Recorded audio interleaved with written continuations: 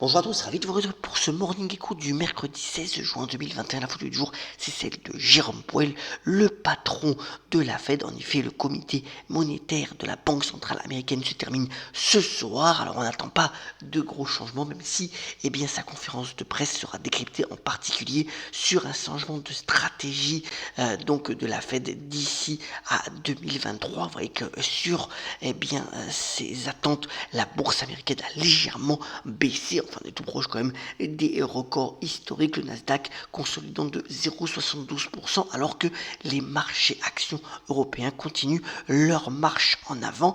Pas de gros changements sur les autres agrégats, si ce n'est quand on regarde un panorama, le pétrole qui continue sa marche en avant sur fond d'augmentation de la demande et de l'avis de certains spécialistes. L'or noir pourrait atteindre le niveau des 100 dollars pour cet été. Affaire à suivre, bien entendu. Alors, le graphique en haut à droite démontre que les investisseurs pour le moment ne sont pas apeurés, loin de là, puisque l'indice VIX est tout proche de ses plus bas, même s'il a légèrement rebondi hier. Et sur le niveau des crypto-monnaies, le Bitcoin se pose sur le niveau des 40 000 dollars, malgré des déclarations plutôt favorables. Il n'y a pas d'accélération haussière pour le moment. Il consolide au niveau de l'actualité des entreprises. C'est Oracle hier soir qui a publié ses comptes qui étaient plutôt bons, les meilleurs depuis 2012. Vous voyez, l'action est quand même pas mal montée ces derniers temps. Quelques prises de bénéfices sur des perspectives moins optimistes que prévues par certains analystes. L'action perdant après bourse entre 2 et 3%. Alors, c'est mercredi, focus du jour. On parlait d'Oracle dans le cloud.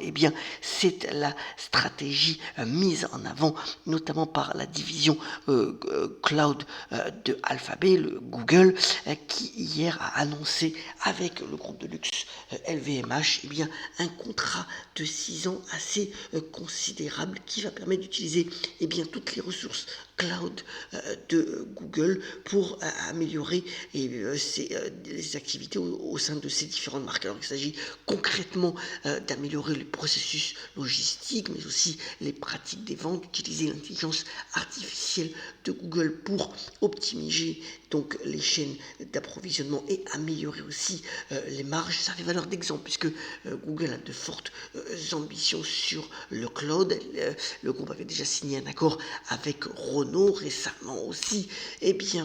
Les ressources de YouTube, qui appartiennent d'ailleurs au groupe Alphabet, vont se mettre aussi sur Google Cloud, et donc c'est une nouvelle façon pour le groupe Alphabet de diversifier, d'augmenter ses revenus. Alors sur le cloud, Google est encore entre guillemets un nain face aux deux mastodontes que sont Amazon Web Services, AWS, qui possède 33% du marché, et Microsoft Azure 18%. Pour ce qui est Google Cloud, c'est 7% du marché. Mais enfin, le groupe veut développer cette plateforme de plus en plus concrètement et signer de gros contrats dans les années à venir. Alors, c'est 13 milliards de revenus sur les derniers résultats. Ça génère encore des pertes, mais voilà, la plateforme est en train de se mettre en place pour conquérir de nouveaux contrats, et c'est une des façons finalement pour le groupe Alphabet de continuer à connaître une croissance soutenue. Avec la bourse l'a retenu, puisque tout de même Alphabet capitalise 1600 milliards de dollars à la clôture de la bourse hier soir. Donc voilà, une affaire à suivre, bien entendu. Alors, c'est mercredi, il y a eu pas mal de sorties de films au cinéma. Je vous ai sélectionné 2 films français. D'abord, Médecin de nuit, avec l'excellent Vincent Macaigne. Alors, c'est l'histoire d'un docteur qui est pris dans un trafic de Subutex, le médicament avec de la morphine. C'est plutôt un film noir, tendu, une belle interprétation. Et puis une comédie beaucoup plus légère, donc les deux Alfred, avec les deux frères, Denis et Bruno Podalides. Et c'est une histoire de comédie efficace donc sur nos vies numériques, voir comment ces acteurs-là se comportent au sein de la Startup Nation, avec l'excellente aussi Sandrine Sandrine Kiberlin. Et donc c'est vraiment un film à voir si vous avez envie de vous détendre et d'aller au cinéma.